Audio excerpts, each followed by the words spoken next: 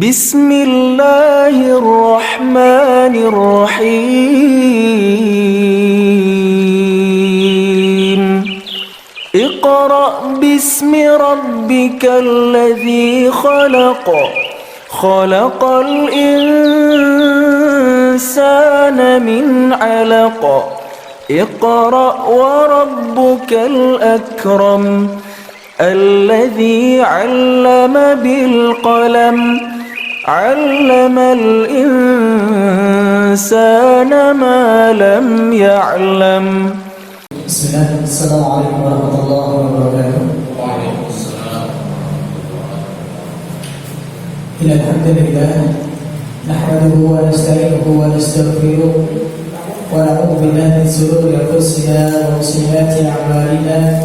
Man yahdihillahu fala mudilla lahu wa man yudlil fala hadiya lahu. Asyhadu an la ilaha illallah wahdahu la syarika lahu wa asyhadu anna Muhammadan abduhu wa rasuluh la nabiyya wa rasula ba'dahu. Qala Allah ta'ala fi kitabihil karim, a'udzu billahi minasyaitonir rajim. Ya ayyuhalladzina amanu taqullaha haqqa tuqatih wa la tamutunna illa wa antum muslimun. Sallallahu wasallam ala asyrafil anbiya'i wal mursalin nabiyina wa sayyidina Muhammadin sallallahu alaihi wasallam wa ala alihi wa ashabihi wa man tabi'ahum bi ihsanin ila yaumiddin, amma ba'd. Alhamdulillah, kita senantiasa selalu bersyukur kepada Allah Subhanahu wa taala. Di kesempatan kali ini Allah Subhanahu wa taala izinkan kita untuk bersama berkumpul di tempat yang Allah Subhanahu wa taala cintai, yang insyaallah penuh dengan berkah ini. Dan Allah Subhanahu wa taala tambahkan daripada keberkahan itu dengan Allah turunkan daripada nikmatnya yang sangat agung, yaitu hujan, yang mana dengannya Allah Subhanahu wa taala memberikan rahmat bagi kita semua, yang mana dengan air hujan itu Allah Subhanahu wa taala memberikan berbagai macam keutamaan, kebaikan-kebaikan, manfaat-manfaat yang bisa kita rasakan bersama. Ikhwatul iman rahmani rahimahullah jami'an. Salawat dan salam semoga senantiasa tercurah limpahkan kepada Nabi kita yang mulia, Nabi Muhammad sallallahu alaihi wasallam, kepada keluarga beliau, sahabat beliau, serta orang-orang yang senantiasa mereka selalu istiqomah meniti jalannya sampai yaumil qiyamah nanti. Ikhwatul iman rahmani wa rahmatullah jami'an. Setelah pembahasan kita pada pertemuan sebelum-sebelumnya, ya, 2 kali pertemuan kemarin kita membahas terkait daripada bagaimana kita menyikapi, ya, tentang sihir dan santet dan juga turunannya, bagaimana pandangan Islam menilai terkait daripada masalah itu. Kemarin kita sudah sampaikan secara gamblang. Insyaallah semoga Allah Subhanahu wa taala memberikan pemahaman pada kita dan semakin mengokohkan daripada keimanan kita, ya, agar senantiasa kita tentunya meminta perlindungan kepada Allah Subhanahu wa taala dari keburukan-keburukan makhluk Allah Subhanahu wa taala yang bisa kita lihat ataupun yang tidak bisa kita lihat. Ikhwatul iman rahmani wa rahmatullah jami'an. Pada kesempatan yang mulia ini, insyaallah kita akan melanjutkan pembahasan daripada kumpulan hadis-hadis sahih daripada kitab Sahih Bukhari dan juga Sahih Muslim, yang mana pada kesempatan kali ini kita membahas hadis tentang bagaimana adab-adab seputar daripada rumah tangga. Kalau kita membaca daripada situasi terkini, bagaimana kondisi rumah tangga terkhusus di Indonesia. Ini kalau secara penelitian menyebutkan Indonesia masuk dalam kategori 5 besar, ya, angka perceraian ataupun putus hubungan suami istri di seluruh dunia. Itu termasuk Indonesia itu masuk urutan walau ya, intinya masuk deretan 5 besar, ya, lebih besar daripada Afrika, ya. Walau ta'ala ketika dilakukan survei oleh Kementerian Agama, paling banyak dominasi daerah Jawa Barat, kemudian Jawa Timur, kemudian Jawa Tengah. Kalau secara kota ada yang mengatakan paling besar itu di Indramayu dengan angka sekitar 800.000 ataupun berapa ribu itu untuk angka perceraian. Subhanallah ya. Udah sampai 800 berapa ya? Pokoknya ada. Silakan dilihat datanya lagi. Kalaupun secara umum ya, daripada data yang ada di Indonesia, kalau tadi maaf, Indramayu itu kalau nggak salah 88.000 ya, 88.000. Karena kalau seluruh Indonesia, menurut survei yang kita lihat, itu tahun 2021 itu perceraian itu ada di angka kisaran 400 sampai 500-an ya, daripada 500.000 perceraian. Ini kenapa bisa terjadi? Dan tentunya kalau kita berbicara dari 900.000 angka perceraian ini terjadi pada kalangan kaum muslimin atau kaum muslim. Tentunya kita katakan kebanyakan mayoritas adalah muslim. Kenapa? Karena mayoritas penduduk di Indonesia adalah muslim. Artinya apa? Kemungkinan ada hal yang sangat mendasari yang mana terjadinya daripada perceraian ini. Di antara faktor yang paling penting dan kalau kita analisa adalah tidak lain adalah kaitannya dengan masalah bagaimana orang-orang kaum muslimin di Indonesia itu banyak yang masih kurang paham terkait bagaimana adab-adab dalam rumah tangga. Ya, bagaimana adab-adab dalam rumah tangga ini kebanyakan nggak paham ataupun bahkan hanya sekilas-sekilas saja atau mungkin mengikuti tren ya, yang mana mungkin diperankan di sinetron-sinetron gitu ya, sedikit-sedikit masalah cerai gitu ya, kawin lagi, dikit-dikit masalah kayaknya nggak ada masalah gitu ya. Kalau dulu kita lihat film-film kayak sinetron itu katanya juga itu pokoknya setiap nonton pasti ada masalah ya. Kalau suami istri ya, tentang sinetron itu suami istri pasti ada masalah dan seterusnya. Akhirnya berujung perceraian dan dengan begitunya mudah ya perceraian itu terjadi. Ini kenapa? Karena umat Islam kurang paham bagaimana adab-adab mereka dalam rumah tangga. Oleh karenanya materi ini sangat penting untuk kita bisa membahasnya agar senantiasa kita bisa mempertahankan daripada bahtera rumah tangga kita. Yang mana kita tentunya sebagaimana mungkin awal ketika kita menikah, kita selalu mempunyai azam bersama bersatu sampai dengan menuju surga Allah Subhanahu wa taala. Dan kita mengharapkan keluarga yang sakinah, mawaddah dan juga warahmah, yang tenang, adem, tentram, ayem gitu ya, terus penuh dengan kasih sayang. Itulah yang kita harapkan. Tapi realitanya kadang-kala bahtera atau perahu rumah tangga yang kita naiki bersama itu hanya sedikit masalah ya pada perahu atau rumah tangga kita. Ada percikan sedikit masalah itu menyebabkan karam ataupun hancur daripada rumah tangga kita. Oleh karenanya kita harus memahami bagaimana kita sebagai seorang suami, bagaimana kita menyikapi istri kita, ataupun bagaimana hak-hak istri kita, bagaimana kewajiban kita kepada istri kita, dan bagaimana istri kita mempunyai kewajiban bagi kita.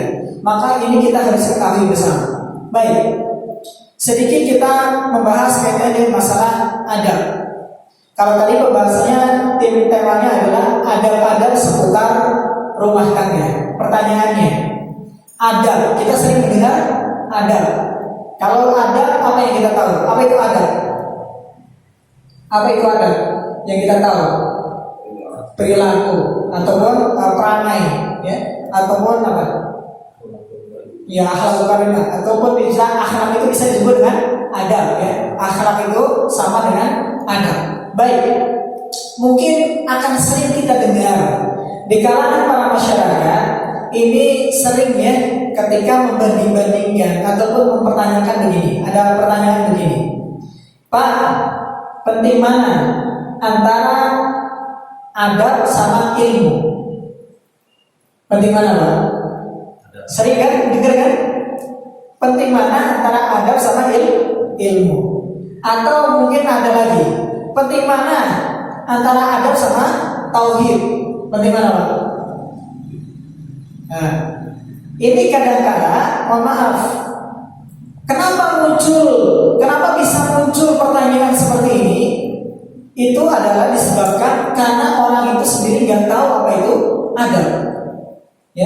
Apa itu adab? Ya. Adab itu yang mayoritas masyarakat kaum muslimin pahami adalah bagaimana muamalah orang tersebut dengan sesama manusia. Iya kan?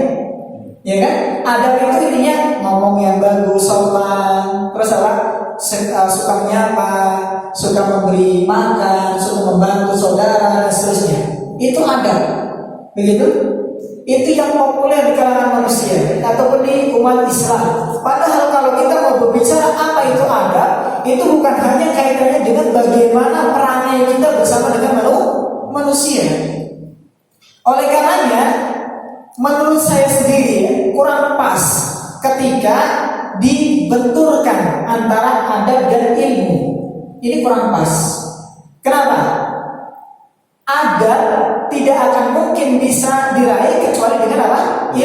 Ilmu. Begitu juga ilmu tidak akan bisa diraih kecuali dengan apa? Adab. Jadi pada dasarnya adab dan ilmu adalah satu kesatuan, nggak bisa dipisahkan. Kalau ada orang yang mengatakan, ayo beradab dulu, baru nanti berilmu. Ya, jangan banyak hafal ini atau dan seterusnya. Adabnya nggak jelas nih, suka ini dan seterusnya. Nah, ini berarti kurang pas memaknai daripada adab ataupun akhlak. Ya, adab ataupun akhlak itu kita bisa raih itu juga dengan apa?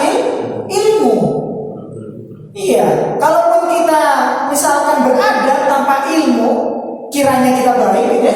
Padahal apa? Itu buruk. Contoh, misalkan kita malam-malam habis nyuri, misalkan bukan kita lah, orang lain lah. Habis nyuri, misalkan dari tempat orang kaya, misalkan nyuri uang. Kemudian uangnya tersebut dibagi-bagi kepada rakyat miskin atau anak-anak yatim. Kalau bahasa filmnya apa? Robin Hood ya. Bagaimana? Apakah ada hal seperti itu dibenarkan? Boleh kan? Adabnya luar biasa, ya, ngambil gitu ya, terus apa dibagi-bagi. Ya, kalau secara kasat mata kita lihat, ya sebelah mata kita lihat, adabnya luar biasa, suka membantu. Dia mengambil bukan milik orang miskin, tapi milik orang kaya. Itu diberikan kepada anak-anak yatim ataupun orang-orang miskin. Kalau secara sebelah mata kita melihat, maka itu adalah adab yang baik. Tapi kalau kita lihat bagaimana dengan kacamata syariat, bahwasanya kalau kita lihat dengan ilmu, bahwasanya perbuatan tersebut itu bukan adab yang terpuji. Maka kalau kita mau dikatakan beradab, kita butuh apa? Ilmu. Bagaimana kita beradab dengan adab yang sebenarnya? Adab yang itu bisa mengandung daripada ataupun mendapatkan daripada ridho Allah Subhanahu wa Ta'ala, dibenarkan oleh syariat, ya, bukan hanya sekedar adab atas maaf ya, ilmu diabaikan. Kita harus tahu adab sendiri itu terbagi menjadi dua. Adab dibagi menjadi dua. Ini sebagai pengantar sebelum kita masuk materi. Insya Allah nanti materi sedikit saja. Adab itu dibagi menjadi dua. Adab kepada siapa? Ada yang tahu? Kepada Khalik, ya betul ya? Khalik. Terus kepada makhluk, betul ya? Adab itu ada dua. Pertama, beradab terhadap Al-Khalik. Al-Khalik itu adalah pencipta. Pencipta kita adalah siapa? Allah. Beradab kepada Allah Subhanahu wa Ta'ala. Bagaimana cara kita beradab kepada Allah Subhanahu wa Ta'ala? Ya dengan kita menjalankan apa? Segala macam bentuk-bentuk ketaatan, kita menjauhi segala macam bentuk kemaksiatan. Dan puncak bagaimana seorang itu dikatakan beradab kepada Allah Subhanahu wa Ta'ala adalah ketika seorang itu mentauhidkan Allah Subhanahu wa Ta'ala. Ya, mentauhidkan Allah Subhanahu wa Ta'ala. Jadi harapan saya ketika keluar dari sini tidak lagi membentur-benturkan antara mana yang lebih utama, adab atau ilmu, mana yang lebih utama, adab atau tauhid. Ya, semuanya itu adalah satu kesatuan. Ketika salah satu nggak ada, maka percuma. Ya percuma. Terus yang kedua, kalau adab yang pertama tadi adalah kepada siapa? Al-Khaliq, pencipta. Adab yang kedua adalah sesama makhluk. ya kepada sesama makhluk. Nah, kalau sesama makhluk, ya sesama makhluk Allah Subhanahu wa taala, siapa yang paling berhak untuk kita beradab kepadanya? Yang pertama adalah siapa? Rasulullah Shallallahu Alaihi Wasallam. Ya, Rasulullah Shallallahu Alaihi Wasallam. Kenapa? Rasulullah SAW sendiri yang memerintahkan. Allah sendiri yang memerintahkan apa? La tuqaddimu baina yadayya wa rasuli. Ya, jangan engkau dahulukan ya atas daripada aku dan juga Rasulku. Ya, bahkan seperti halnya sahabat Umar pernah mengatakan, Rasulullah, engkau lebih aku cintai dari segala apapun kecuali diriku. Artinya lebih cinta diri sendiri baru setelah itu Rasulullah. Maka kata Rasulullah, salah itu Umar, salah. Ketika Umar mengatakan engkau lebih aku cintai daripada diriku ya Rasulullah, maka kata Rasul itu yang benar. Jadi kalau dari kalangan makhluk, yang paling pertama wajib ataupun kita berikan hak untuk kita itu berakhlak kepadanya, beradab baik kepadanya adalah siapa? Rasulullah Sallallahu Alaihi Wasallam. Ya. Dan puncak bagaimana kita beradab kepada Rasulullah Sallallahu Alaihi Wasallam adalah dengan kita mengikuti petunjuknya. Kita beramal, kita beribadah mengikuti daripada apa yang disampaikan oleh Rasulullah Sallallahu Alaihi Wasallam, dan kita menjauhi ya segala hal-hal yang dibenci ataupun dilarang daripada Rasulullah Sallallahu Alaihi Wasallam. Paham sini? Baik. Hamba Allah yang kedua yang paling berhak untuk kita berbakti kepadanya adalah siapa? Orang tua. Orang tua. Siapa yang paling berhak di antara kedua orang tua? Ibu. Jadi kalau kita urutkan dari makhluk Allah, yang pertama adalah siapa? Rasulullah. Dan yang kedua adalah ibu. Ya. Ibu ini adalah orang yang paling berhak. Rasulullah pernah ditanya, Man ahakun nas bi husni sahabati ya Rasulullah. Siapakah orang yang paling berhak untuk aku beradab, untuk aku berakhlak baik kepadanya wahai Rasulullah? Maka kata Rasulullah, ummuka, ibumu. Sampai 3 kali Rasulullah mengatakan ibumu yang paling berhak. Kemudian baru yang keempat kalinya ketika ditanya lagi siapa lagi ya Rasulullah, kemudian Rasulullah mengatakan abuka, baru bapakmu. Jadi yang pertama adalah siapa? Rasulullah. Kedua adalah ibu kita, dan yang ketiga adalah bapak kita. Ya. Kalau yang masih punya bapak, maksimalkan untuk beradab baik, berakhlak baik kepada kedua orang tua, terkhusus kepada ibu. Jangan sampai ya kita sesama muslim, sama tetangga bagusnya luar biasa, tutur katanya itu lembut banget ya. Tapi kalau sama orang tua bentak-bentak, suka caci maki, menjelek-jelekan orang tua, menyalah-nyalahkan orang tua. Ini keliru. Ya. Setelah Rasulullah yang paling berhak adalah siapa? Ibu kita. Kemudian bapak kita. Ya. Nah, kalau misalkan udah gak punya orang tua gimana Ustaz? Ya, kita berbakti dengan apa? Kita menjalankan ketaatan. Kita memohon pada Allah semoga ketaatan yang kita lakukan orang tua pun mendapatkan apa? Kebaikannya atau pahalanya. Dan kita persiapkan anak kita agar bisa menjadi apa? Anak yang berakhlak, anak yang beradab, yang bisa berbakti kepada orang tua. Ya, jangan salahkan ketika misalkan nanti ya anaknya mohon maaf sama orang tua suka bentak ya, suka nggak peduli ataupun bahkan tega menyakiti tangan ataupun apa dan seterusnya, maka itu tidak lain adalah salah kita dalam mendidik. Ya, oleh karenanya yang masih punya anak, didik dengan baik. Ya, didik dengan baik agar supaya menjadi anak yang saleh, waladan sholihin yad'ulah. Anak yang saleh yang mendoakan kedua orang tuanya. Paham sini? Baik. Setelah tadi Rasulullah, kemudian yang kedua adalah ibu, dan yang ketiga adalah siapa? Bapak. Kemudian yang keempat siapa? Orang yang paling terdekat dengan kita.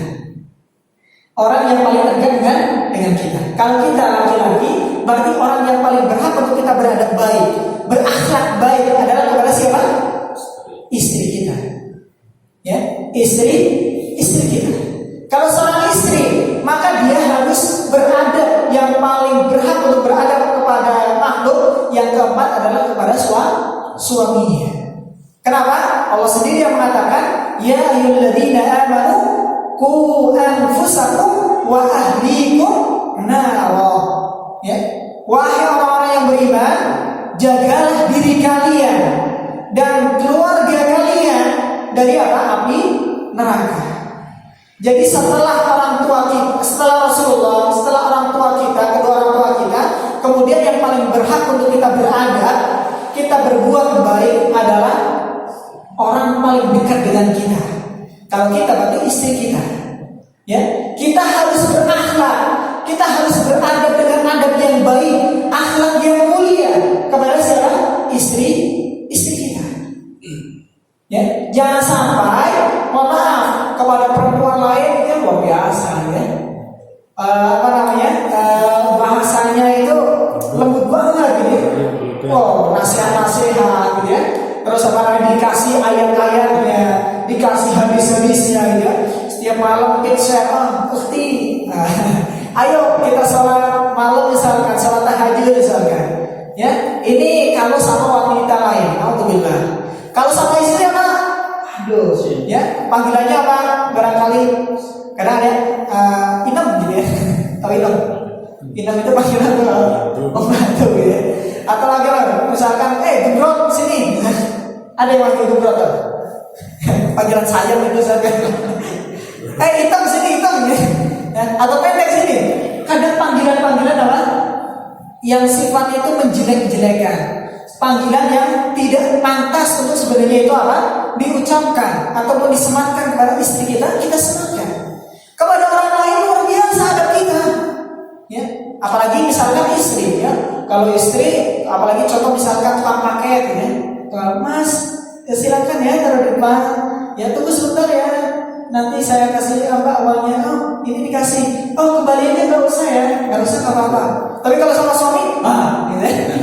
Baru pulang aja rasanya udah omongannya apa? Kasar gitu. Alhamdulillah. Artinya dia nggak paham tingkatan daripada orang-orang ataupun makhluk Allah yang paling berhak untuk kita beradab dengannya. Setelah Rasulullah, terus kedua orang tua yang paling berhak untuk kita beradab adalah orang yang terdekat dengan kita.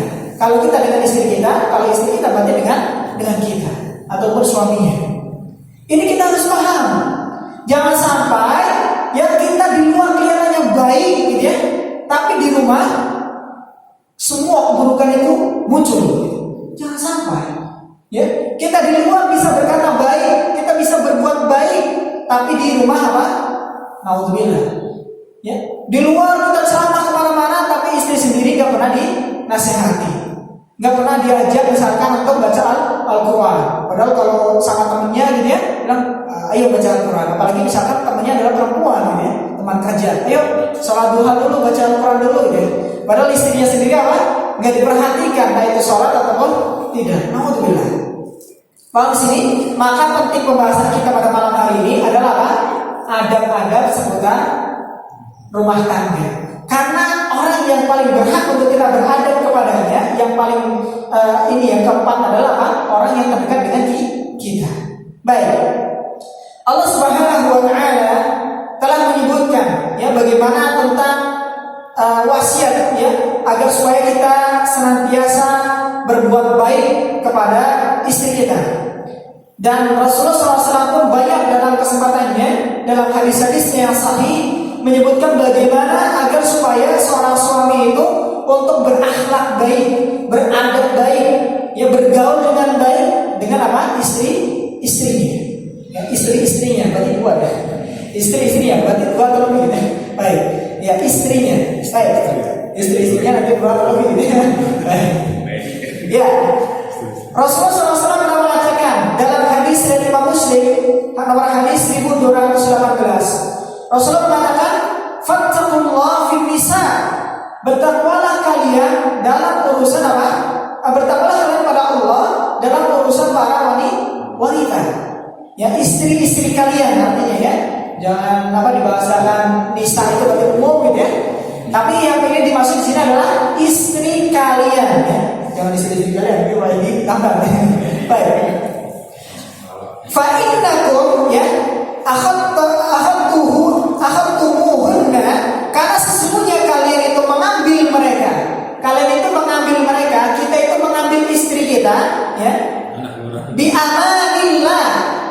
dengan apa? Amanah dari Allah. Kita memperistri, ya kita menjadikan seorang perempuan menjadi istri kita, itu kita ambil dengan apa? Amanah, ya dari Allah. Wastahlaltum furujahunna bi kalimatillah, ya, dan kalian menghalalkan kemaluan mereka dengan kalimat Allah. Kita diberikan hak, dihalalkan untuk bersetubuh ataupun berjima itu dengan apa? Kalimat Allah, dengan mengatakan Bismillah, saya terima nikahnya, ya, dengan mahar sekian dibayar nyicil. Pernah nyicil? Pernah. Ya dibayar kontan, baik, cash. Ya, kita menikah dengan istri kita itu adalah atas dasar amanah dari Allah Subhanahu wa taala. Kita menjalankan ketaatan kepada Allah Subhanahu wa taala. Bahkan dalam hadis yang lain bahwasanya menikah itu adalah merupakan penyempurna separuh daripada agama kita. Ya, kenapa? Para ulama menyebutkan kenapa dikatakan menikah itu termasuk setengah ya daripada agama kita. Artinya banyak sekali ya amal-amal ibadah yang bisa kita lakukan dengan apa? Pernikahan itu sendiri. Ya, candanya jadi apa? Pahala. Ya, sendaguranya jadi pahala. Bahkan apa? Ya, suapan nasi sekecil apapun itu jadi pahala. Terus ya banyak sekali pahala yang bisa kita panen di situ. Dan kenapa disebut di situ adalah setengah agama? Karena ketika orang itu menikah, maka pintu terbesar untuk orang itu berbuat kemaksiatan satu udah apa? Allah bukan tutup sih, halangi. Ya, Allah berikan penghalang. Karena banyak yang sudah menikah tapi nggak bisa menahan daripada syahwatnya. Karena kata Rasulullah SAW, orang yang bisa menahan lisannya dan juga kemaluannya, maka orang itu akan terjauhkan daripada neraka. Termasuk kata Rasulullah ciri-ciri orang yang paling banyak masuk ke neraka adalah disebabkan karena lisannya dan juga kemaluan. Maka ketika seorang itu sudah menikah, minimalnya setengah daripada potensi untuk bermaksiat itu terlampiaskan ataupun terhalangi. Ada hijab di situ, mengerim kita. Meskipun setan masih semangat untuk goda, ya. Baik. Jelas di sini, bahwasanya kita diwasiatkan oleh Rasulullah SAW untuk kita senantiasa berbuat baik ya terhadap para wanita. Baik, kita masuk pada kewajiban istri. Secara singkat saja, kewajiban istri. Yang pertama tentunya adalah taat kepada suami dan berpenampilan yang menarik. Ya kita gabung. Kenapa? Karena satu hadis. Rasulullah SAW pernah mengatakan, ya pernah ditanya kepada Rasulullah SAW, siapakah wanita yang paling baik ya Rasulullah? Rasulullah pernah ditanya, ya Rasulullah, siapa wanita yang paling terbaik? Maka kata Rasulullah, yaitu yang paling menyenangkan jika dilihat suaminya. Paham ya? Dilihat suaminya. Ya. Yang paling menyenangkan ketika dilihat suaminya, bukan orang lain. Padahal kadang dilihat orang lain luar biasa, dia cantik, pakainya rapi gitu ya. Pokoknya luar biasa gitu ya. Itu menurut pandangan orang lain. Tapi ketika di muka suami ataupun di hadapan suami, kenyataan ya, udah rambutnya gak jelas ya. Entah itu baju buat itu ke sawah, buat masak, buat apa, udah semuanya jadi satu, buat tidur juga bau balsam itu bau kalau top PPO kan minyak kecil itu yang wangi ya, itu kalau orang gitu suka itu, atau fresh care macam-macam ya. Naudzubillah. Makanya di sini Rasulullah luar biasa ya, mengatakan yaitu wanita yang terbaik adalah yang dia itu menyenangkan jika dilihat suaminya. Jadi ukuran menyenangkan itu bukan di mata laki-laki lain, atau bahkan mungkin suami sama aja. Mohon maaf ya. Jadi kita kesimpulan ya, masa istri terus ya kita salahkan ya. Ya, suami juga begitu lah. Ya, kalau kita menuntut istri kita untuk berpenampilan rapi, menarik, ya, menyenangkan untuk dilihat sama kita pun harus juga demikian. Jangan sampai ya kita mau ketemuan sama siapa misalnya di tempat kerja itu banyak cewek-cewek di tempat kerja ya belum nikah misalnya. Atau banyak putih ya. Udah pakainya luar biasa ya. Ya, entah itu parfumnya itu pokoknya selalu sedia di kantong. Ya memang dari dia punya dalil Pak. Rasulullah itu suka Pak, ya wangi-wangi ya. Punya dalil. Tapi apa ketika udah sama istri gitu ya, mungkin cuma pakai apa? Ya sarung, entah itu mungkin nggak pakai baju ya. Kadang mandi juga nggak jelas ya. Bulu keteknya nggak pernah dicukur ya. Atau sikat gigi juga enggak, alhamdulillah ya. Maka ini harus diperhatikan ya. Jangan sekali-kali kita hanya menuntut orang lain untuk baik kepada kita, tapi kita tidak berusaha untuk baik kepada orang lain, terkhusus pada pasangan kita. Paham sini ya? Ya, tapi nggak ada sih pertanyaan mana laki-laki yang terbaik ya Rasulullah, yang paling menyenangkan dilihat oleh istri. Nggak ada. Setahu saya nggak ada ya. Karena mungkin tabiatnya kalau laki-laki itu sukanya berpenampilan apa? Sederhana, ala kadarnya. Memang sudah dari zaman Rasulullah gitu ya. Ya, kalau wanita itu selalu yang diharapkan adalah apa? Menarik, menyenangkan ketika dilihat. Ya meskipun kadang ya kita kadang nggak peka ya. Istri udah apa namanya itu dandan yang bagus gitu ya, memang anak sudah ditidurin lebih awal gitu ya, udah tidur ya kita nggak peka kadang udah apa namanya minta dipeluk-peluk dan seterusnya, nggak peka kadang orang kita laki-laki, alhamdulillah ya. Kita harus peka, jangan kita peka kepada perempuan lain ya. Ada chattingan sedikit, assalamualaikum akhi, wah langsung peka ya. Nggak tunggu detik-detikan langsung ya. Kalau mau masukkan detik, udah balas ya. Kalau istri yang chatting, paling imam nanti aja lah. Alhamdulillah ya. Jelas di sini. Yaitu apa? Wanita yang terbaik adalah dia yang menyenangkan ketika dilihat oleh suaminya. Kemudian kata Rasulullah SAW menyampaikan, melanjutkan lagi, yaitu mentaati suami jika diperintah. Jadi perempuan yang terbaik selain tadi menyenangkan ketika dilihat oleh suaminya, kemudian apa? Mentaati suami ketika diperintah. Perintah. D atau panggilan apa? Yang panggilannya yang mesra-mesra ya. Jangan sampai panggilan yang kayak tadi intem atau apa, jangan. Ya, panggilannya mesra lah. Yang D ya apa? Misalkan apa? Ma atau apa? Ibu misalkan. Ini ada mungkin beberapa yang ulama yang mengatakan nggak boleh kita memanggil istri kita dengan panggilan ibu. Kenapa? Karena itu menyamakan dengan ibu kandung kita. Walau ta'ala pendapat yang lebih kuat nggak apa-apa, ya tidak mengapa. Apalagi ketika misalkan sudah punya anak, karena untuk mengajari anak agar supaya memanggil dengan panggilan yang baik kepada ibunya. Artinya bukan maksud kita adalah manggil ibu atau mama itu artinya adalah ibu kita, bukan kan? Ya, kalau misalkan kita menyamakan panggil kita ibu, kita menyamakan dia itu adalah ibu kita, maka itu yang tidak boleh. Tapi kalau hanya sekedar panggilan, yang mana yang dimaksud itu adalah tidak sama, maka para ulama mengatakan boleh. Ya, panggilan umi misalkan ataupun yang lain, atau misalkan D. Pada misalkan D itu untuk adik kita ya, adik kandung kita misalkan. Ya, jelas di sini. Baik, Rasulullah SAW menyampaikan lagi, yaitu tidak menyelisih suami pada diri dan hartanya sehingga membuat suami benci kepadanya. Hadis ini saya diriwayatkan Imam Nasai. Ya, jadi wanita yang terbaik yang pertama adalah menyenangkan ketika dilihat oleh suami, kedua taat kepada suami ketika diperintah, dan yang ketiga adalah tidak menyelisih suami dalam diri dan juga hartanya, ya, sehingga membuat suami apa benci. Tapi tentunya ada standarnya. Itu apa? Sesuai dengan syariat. Kalau suami memerintahkan kepada yang baik-baik, maka istri wajib taat.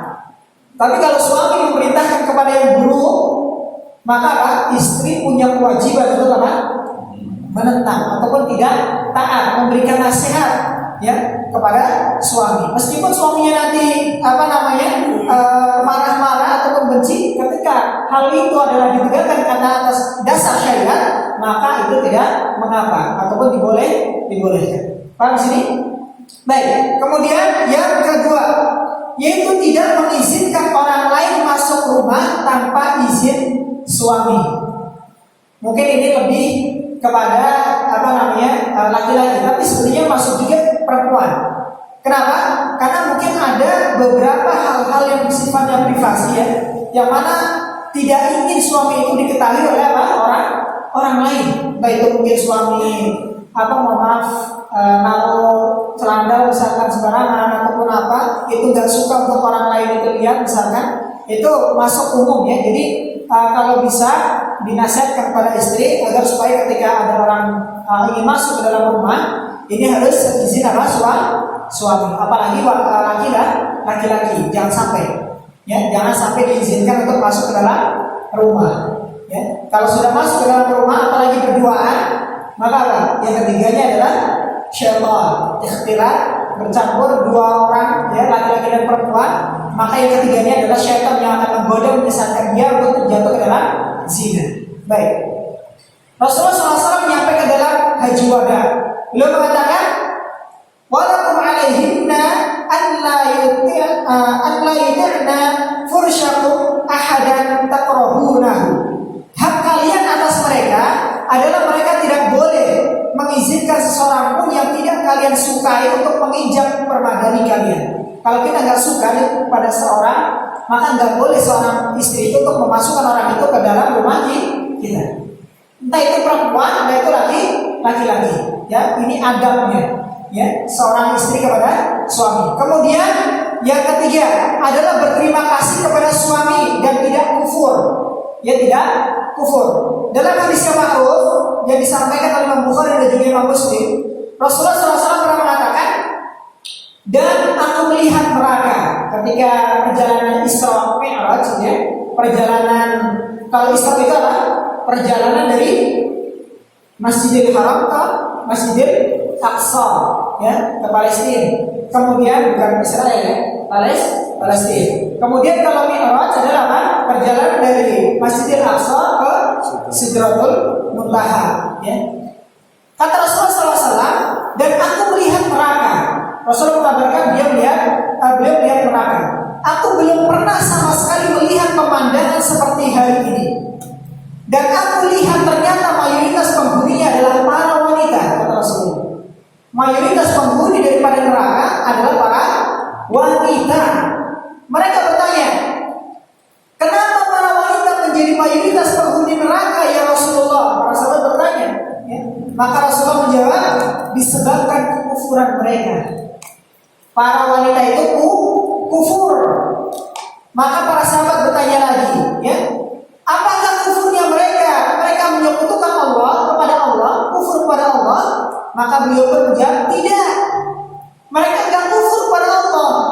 Mereka beriman, bertauhid kepada Allah. Tapi apa? Mereka kufur kepada suami dan mengkufuri kebaikan suami. Seandainya engkau berbuat baik kepada salah seorang istri kalian pada suatu waktu, kemudian suatu saat ia melihat dirimu ada sesuatu yang tidak berkenan di hatinya ataupun kesalahan kita lakukan, niscaya dia akan berkata, aku sama sekali belum pernah melihat kebaikan dari dirimu. Ini tabiat wanita. Pernah terjadi Pak? Pernah nggak Pak? Nggak pernah? Istrinya mengatakan, kamu nggak pernah baik sama sekali sama aku. Kamu sama sekali nggak pernah perhatian sama aku. Pernah Pak? Dengar? Belum pernah dijelaskan. Belum pernah ya? Alhamdulillah. Mayoritas wanita biasa tabiatnya gini Pak. Kalau istri besok gimana sih? Ya, kalau alam ya, nggak boleh bicara. Ya, insya Allah salihah.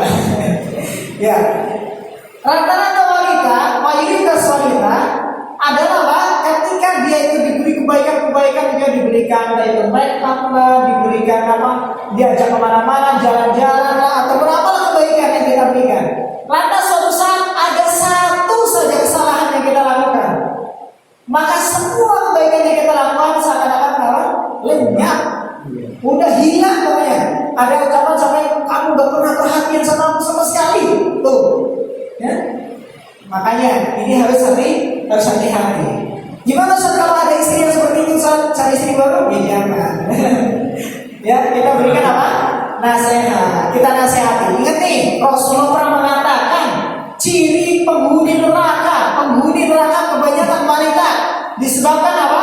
Ketika wanita itu memperhatikan ada satu kesalahan saja yang dilakukan oleh suami, maka semua kebaikan suami itu hilang. Perempuan itu, penghuni neraka itu mengatakan, kamu gak pernah berbuat baik sama sekali sama.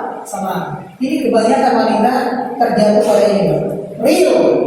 Coba kalau misalkan bertanya kepada teman-teman kita, mayoritas ketika misalkan sudah berapa puluh tahun gitu ya menikah, kalau misalkan baru setahun 2 tahun ya masih insya Allah masih aman gitu ya. Tapi kalau udah nanti menginjak umur misalkan kepala 1, kepala 2, kepala 3, apalagi udah muncul rasa bosan gitu ya, maka apa? Biasanya ucapan seperti itu akan sangat mudah terlontarkan. Mohon maaf, kadang lebih parahnya lagi apa? Sampai mengucapkan pulangkan saja aku ke rumah ibuku atau ayahku, atau misalnya apa? Ceraikan aku gitu. Itu mudah banget. Ya, kalau sudah umur pernikahan itu jagungnya matang gitu ya, atau sudah lumayan gitu, lama, itu biasanya mudah banget gitu terlontar apa? Kalimat ceraikan aku aja. Udah sendiri-sendiri aja. Cerai, gampang banget gitu. Maka ini kenapa? Kurangnya ilmu yang dimiliki oleh istri. Apa mungkin bapak yang katakan seperti ini? Gak sabar sama istrinya, udah cerai aja. Hati-hati lah. Hati-hati. Sekali kita menetapkan apa? Cerai, saya talak, kamu jatuh. Ya, meskipun hanya bercanda, ketika kita mengatakan saya ceraikan kamu, bercanda, jatuh lah talak. Ya, cerai itu kan jatuh, talak itu jatuh. Sampai dengan ketentuan yang ada dalam syariat itu nggak boleh berkumpul lagi, harus berpisah sampai dengan istrinya itu menikah lagi. Baru kalau mau rujuk baru nanti setelah istrinya menikah lagi. Maka jangan sembarangan kita mengatakan kalimat-kalimat istilah-istilah yang menunjukkan cerai ataupun talak. Ya, paham sini? Ya, jangan sembarangan. Ya. Kalau perempuan mungkin kebanyakan gini ya. Aku sama sekali belum pernah melihat kebaikan dari kamu. Padahal baru bisa diberikan misalkan itu tasnya lah atau mungkin baru diajak jalan-jalan, maunya nggak ada kebaikan sama sekali. Ini ciri-ciri wanita penghuni neraka. Nah, ini ya sampaikan kepada ibu atau sama istri. Coba cari dalam Google ada banyak ya. Riwayat Bukhari Muslim, ini ciri-ciri wanita penghuni neraka. Saya berharap ya kamu jangan sampai. Ayo kita bareng-bareng menuju surga. Baik, lanjut.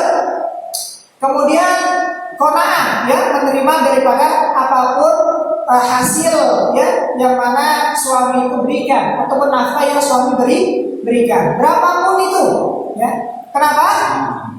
Rasulullah Subhanahu wa taala sendiri mengatakan liyunfik du sa'ati min sa'ati wa man qudira 'alaihi rizquhu falyunfik mimma ataahu Allah la yukallifullahu nafsan illa ma ataaha sayaj'alullahu ba'da 'usri yusra. Perhatikan, hendaklah orang yang mampu memberi nafkah menurut kemampuannya sesuai dengan kadar kemampuan. Jadi kemampuan itu bukan standarnya UMR, bukan. Ya, kemampuan itu bukan distandarisasi ataupun disamakan dengan UMR, bukan. Artinya apa? Berapapun kemampuan kita untuk memberikan nafkah, selagi kita ada usaha untuk kita mencari nafkah, kita berikan kepada istri, itu sudah termasuk nafkah. Kata Allah Subhanahu wa taala, dan orang yang disempitkan rizkinya, kalau ada sekarang yang diuji dengan kesempitan rezeki ya, utang di mana-mana, ya terhimpit hutang, ya dikejar-kejar hutang, maka hendaklah memberi nafkah dari harta yang diberikan Allah kepadanya. Artinya apa? Dia memberikan nafkah dari jalan yang baik, jalan yang halal. Jangan memberikan nafkah kepada istri kita dari jalan yang haram. Ketika kita memberikan nafkah dari jalan yang haram, kita memperoleh harta dari jalan yang haram, maka kita telah mempersiapkan istri kita, anak kita menjadi orang yang melenceng daripada syariat ataupun dia tidak taat kepada Allah Subhanahu wa taala. Ketika apa? Yang kita berikan adalah hal-hal yang haram. Ada pernah hadis Rasulullah SAW mengatakan, ada seorang yang safar, acak-acakan, dia berdoa kepada Allah Subhanahu wa taala mengatakan, "Ya Allah, berikan aku seperti ini, berikan aku seperti ini, berikan seperti ini." Kata Rasulullah, bagaimana Allah itu akan mengabulkan doa dia, sedangkan masrabu haram, minumnya dari jalan yang haram, wa malbasuhu haram, ya, pakaiannya diperoleh dari hal yang haram. Bagaimana doanya akan diterima? Tuh. Kalau misalkan ada yang sekarang berdoa terus berdoa, tapi tidak dijabai oleh Allah, bisa dilihat dari apa? Mungkin usaha kita belum dibenarkan oleh syariat ataupun dari jalan yang haram. Begitu juga misalkan istri durhaka kepada suami, anak mungkin durhaka kepada suami, disuruh suami, anak durhaka kepada orang tuanya, disuruh taat gak mau, susah. Mungkin bisa jadi apa? Karena nafkah yang kita berikan adalah dari jalan yang haram. Baiklah, perhatikan dari mana kita mengambil ataupun memberikan nafkah kita kepada keluarga kita. Baik. Kemudian membuat suami ridho, ini secara jelas ya. Mungkin kalau kita sebutkan hadisnya di riwayat Imam Tirmidzi, Rasulullah SAW mengatakan, wanita mana saja yang meninggal dunia lantas suaminya ridho kepadanya, maka ia akan masuk surga. Ini kata Rasulullah SAW dalam hadis riwayat Imam Tirmidzi. Adapun dalam hadis yang lain, ketika seorang istri dia tidak mau taat kepada suaminya, maka ada sabda Rasulullah SAW mengatakan, tidaklah seorang istri menyakiti suaminya. Ada seorang istri menyakiti suaminya. Suami takut istri karena sering disakiti.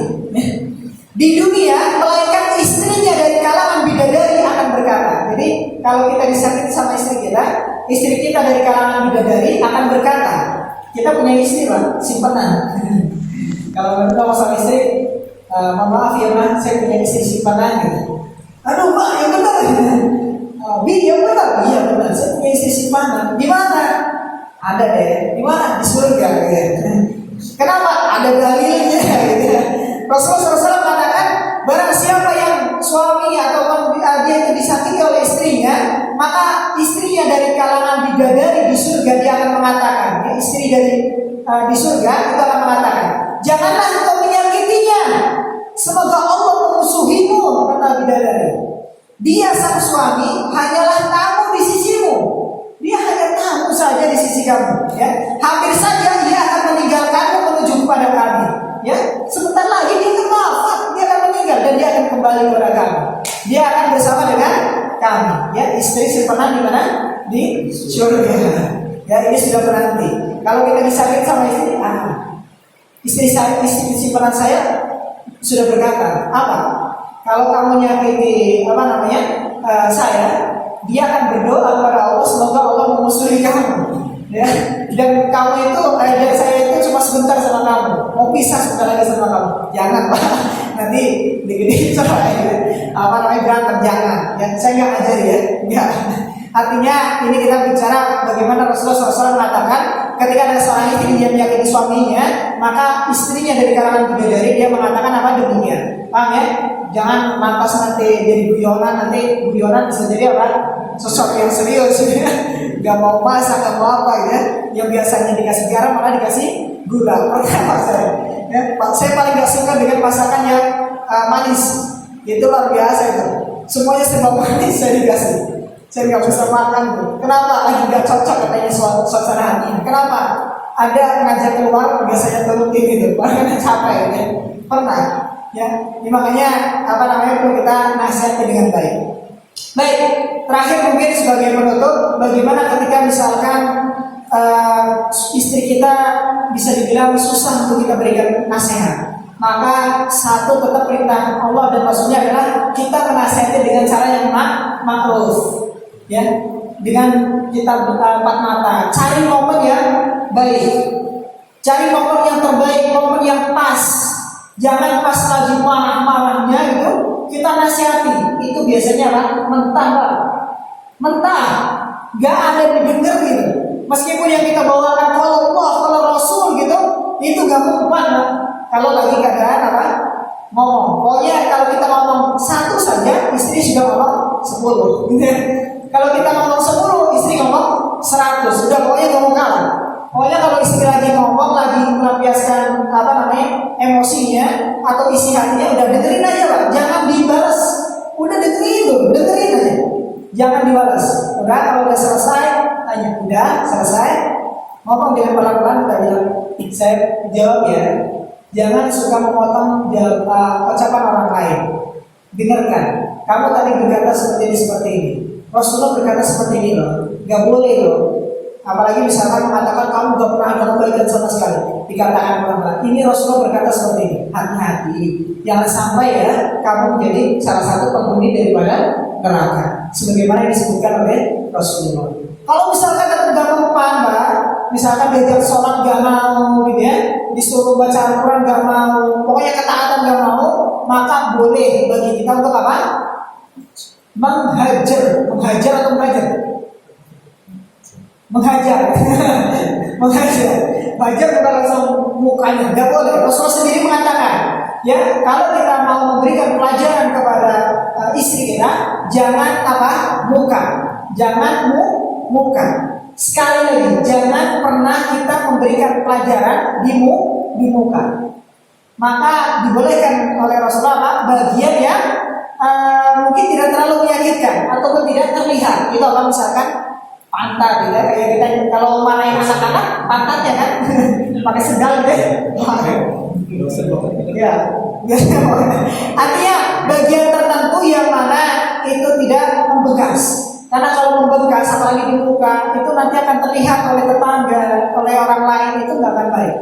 Atau kalau misalkan itu tetap gak mempan, bisa ditambah yang ketiga, menghajar. Kalau tadi menghajar ya, dengan hajar ya, mendidik, artinya tidak berlebihan. Jangan sampai kita berlebihan, itu ambil batang sapu ya, pak gitu ya. Jangan, ya, sewajarnya. Paham ya? Setelah itu boleh kita menghajar. Menghajar itu artinya apa? Kita pisah ranjang. Pisah ranjang tapi masih dalam satu rumah. Ya, jangan sedikit-sedikit. Udah kamu sana, pulang dulu ke orang tua. Ya, pulang dulu kamu sana ke orang tua kamu. Yang ada kalau seperti itu bukan menyelesaikan masalah, Pak. Justru apa? Tambah masalah, ya kan? Kenapa? Kalau anak mengadu kepada orang tuanya, mayoritas Pak, orang tua itu akan membela anaknya atau membela menantunya. Hah? Bela menantunya tak? Ada yang bela menantunya bagus. Kalau bela menantunya bagus itu. Artinya orang tuanya paham. Artinya mungkin orang tuanya berarti bisa menilai kondisi. Ada banyak orang tua yang karena terbawa kasih sayang sehingga ketika anak itu dia mengadu kepada orang tua, padahal yang salah anaknya. Tapi apa? Yang disalahkan adalah menantunya. Masalah bukan bertambah kecil ataupun selesai, malah bertambah besar. Bisa jadi apa? Orang tua semakin menggembos-gembosi itu untuk apa? Udah cerai aja. Dari dulu saya gak setuju. Gak bener itu anak. Ada yang menunggu kamu. Ya, alhamdulillah ya. Jangan sampai. Atau misalkan apalagi suami gitu ya. Kalau biasanya kalau laki-laki nggak terlalu. Kalau laki-laki ngadu kepada orang tuanya, ini jarang yang biasa jelek-jelekan menantu. Ada juga Pak ya? Ada sih. Ada. Kadang orang tua yang gak cocok sama menantunya. Kurang aja. Kadang penilaian orang tua itu terlalu simpel sih Pak. Ya. Kadang karena nggak mau bukannya nggak mau, mungkin karena nggak bantuin jemur pakaian sehingga udah negatif semua gitu ya. Nggak mau bantuin masak, udah semuanya negatif. Ya jangan gitu juga. Kita kasih nasihat kepada orang tua kita. Ya jangan, meskipun ya surga kita adalah di bawah telapak kaki kedua orang tua kita, dan surganya istri adalah apa? Di bawah ataupun suaminya. Surganya istri adalah suaminya. Ya, innama huwa narukum wa wajanatuki kata Rasulullah. Sesungguhnya suami kamu itu adalah apa? Surga dan neraka kamu. Ya.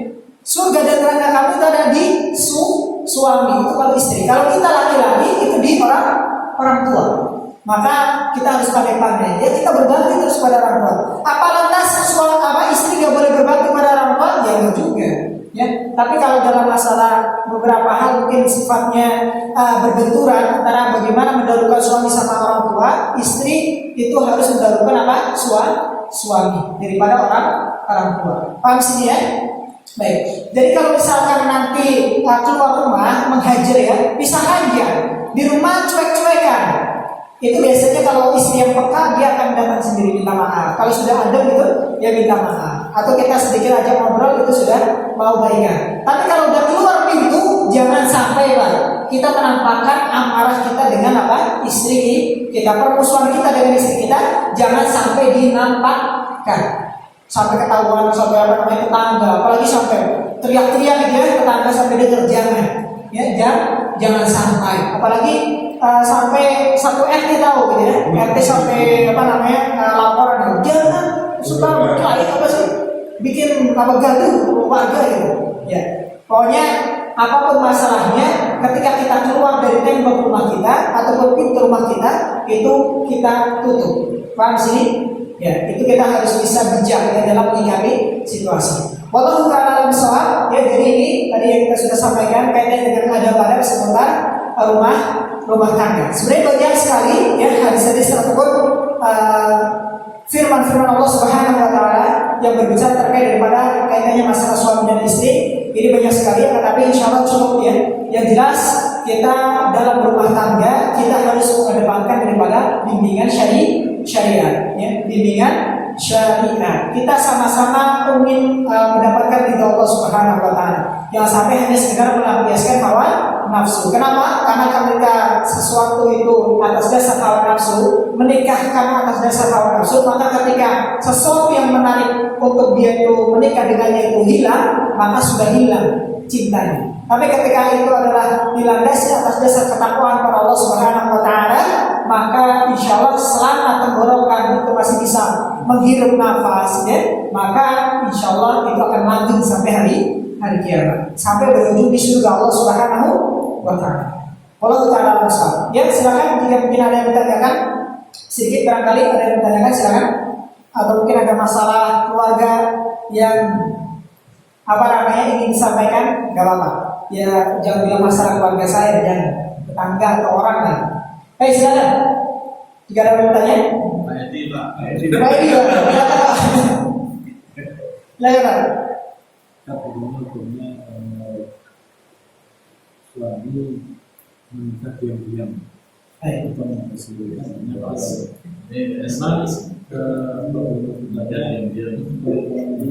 merantau dari Jawa ke sini, terus istri di Jawa. Istrinya di Jawa. Nah di sini kan istilahnya ke nafsunya kan, iya. misalnya daripada buat nasihat gitu kan, kita nikah sendiri. Hukumnya bagaimana? Solusi. Baik. Solusinya gimana? Cari solusi. Baik. Secara umum, kalau kita mengaca pada syariat, bahwasanya syarat sah pernikahan itu ada apa? Ya, ada calonnya gitu ya, dari laki-laki sama perempuan, terus ada apa? Walinya, terus ada apa? Saksi, yang ada mahar ya, meskipun mungkin seberapa lah. Ya, itu syarat sah daripada pernikahan. Adapun izin istri ini tidak menjadi syarat sah. Artinya ketika misalkan seorang suami dia mau menikah lagi tanpa sepengetahuan istrinya, maka secara hukum syariat apa? Sah. Ya, sah. Boleh saja. Boleh saja. Boleh saja. Akan